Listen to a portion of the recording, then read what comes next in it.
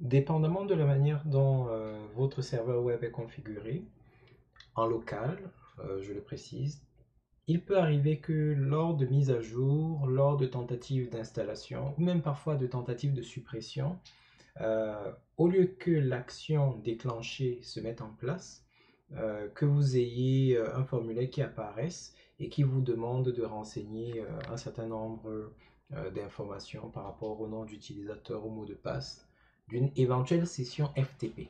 Donc ça, ce sont des problèmes qui surviennent à cause de certains réglages, mais ça peut être corrigé relativement facilement.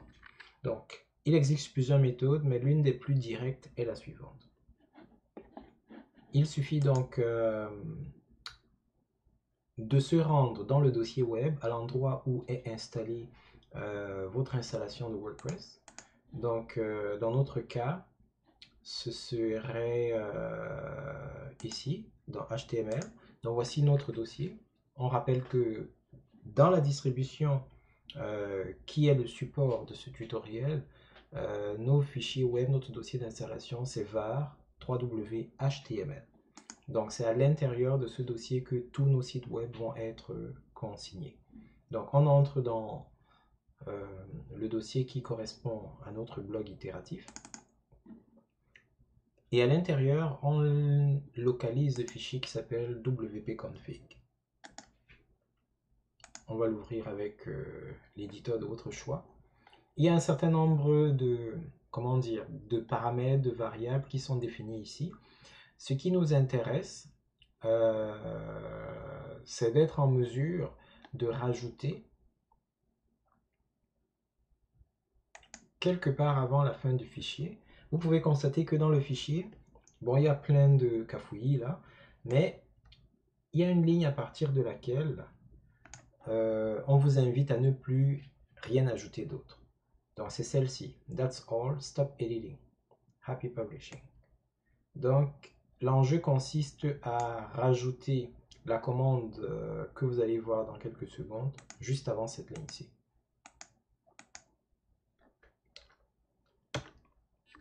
Alors la commande est simple, il suffit simplement d'écrire define. C'est une instruction qui permet d'initialiser une variable, de définir une variable dans PHP. Donc define, vous ouvrez la parenthèse. Vous n'êtes pas obligé de mettre l'espace, mais on peut mettre l'espace pour harmoniser, pour des besoins de mise en forme.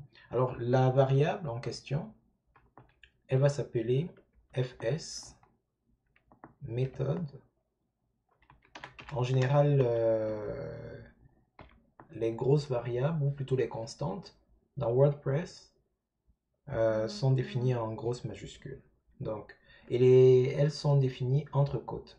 Alors, on ouvre la parenthèse, espace, on ouvre la côte, fs méthode en majuscule, on ferme la côte, on met une virgule, et maintenant on va lui attribuer la valeur qui va faire toute la différence. C'est direct. Entre côtes également. On ferme la parenthèse, on met le point, virgule. Vous sauvegardez le fichier. Et là, vous pouvez revenir à votre interface. Donc, je reviens ici, je rafraîchis et je clique sur mise à jour des traductions. Donc, on peut constater que la mise à jour est téléchargée. Lorsque le fichier de la mise à jour est conséquent en termes de taille, parfois vous voyez le navigateur travailler, prendre son temps. Mais là, ça a été presque instantané, donc tout est OK.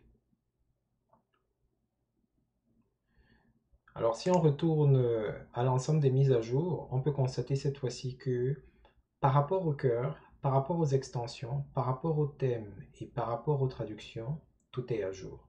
Si on regarde également dans la partie supérieure, la barre supérieure, l'icône qui notifiait les mises à jour a disparu. Et dans notre menu de tableau de bord qui est situé à notre gauche, en dessous du menu tableau de bord, on constate que mise à jour n'est plus en gras avec le nombre de mises à jour. Donc nous avons finalisé la mise à jour.